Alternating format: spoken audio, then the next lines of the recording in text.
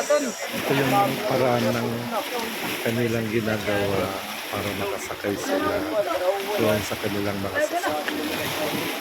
Diba? Kung makikita nyo ay kasabay ng pagsakay nila yung kanilang lambat. Nasa ibabaw sila ng mga tura-tura ng tungkat. Wala mataon.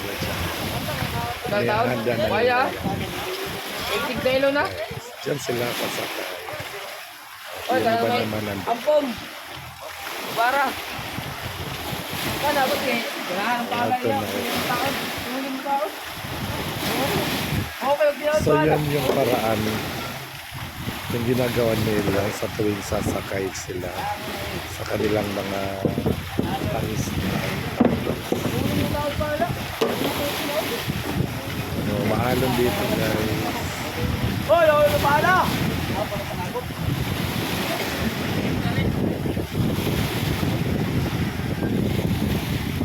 Yung isa nandun.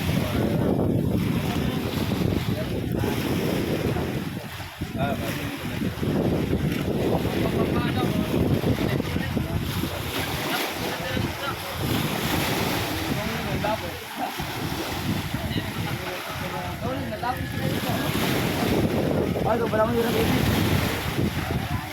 Ang ginagawa nila guys, yan yung mga sira-sirang mga phone na gamit nilang lalakyan ng isda. Yan.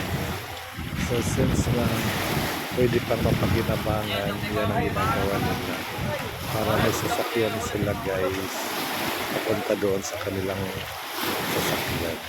Diba? Katulad nito, naghahanda na sila.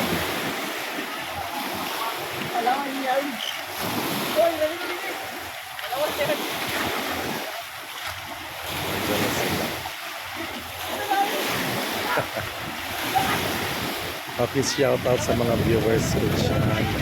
Ay, diba? Shout out sa mga viewers ko dyan, mga followers, at siyempre, mga friends ko. Okay, guys, ito yung ginagawa nila. O yung isa naman.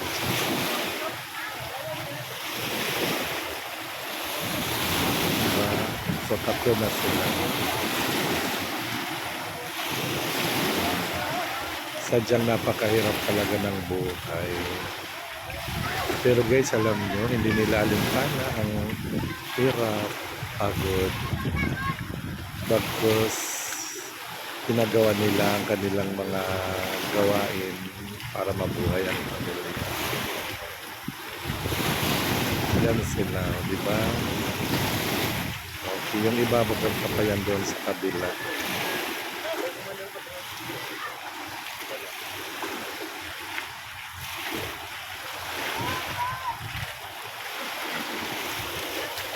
Hindi nila inalimpana guys ang pagod at hirap.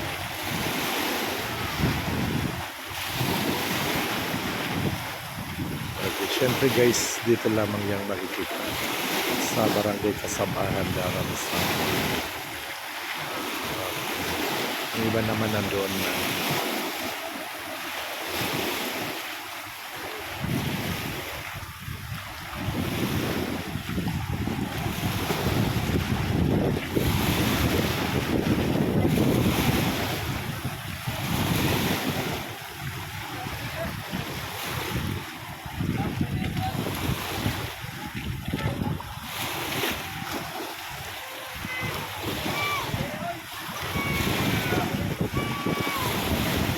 Doon sila, doon sila pupunta gamit ang tira-tirasong ito na ginawa nila kunwari bangka-bangka. Okay guys,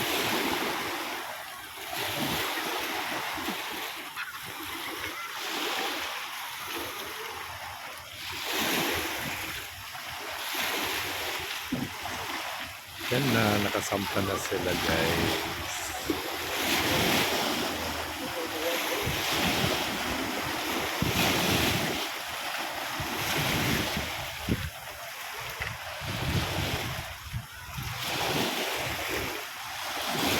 hanggang sa muli guys. Maraming salamat.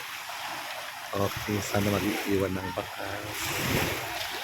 Para syempre maging masaya ang lola nyo. Hanggang sa muli guys. Thank you very much. Jesus loves you. Bye-bye. God bless everyone. Ingat.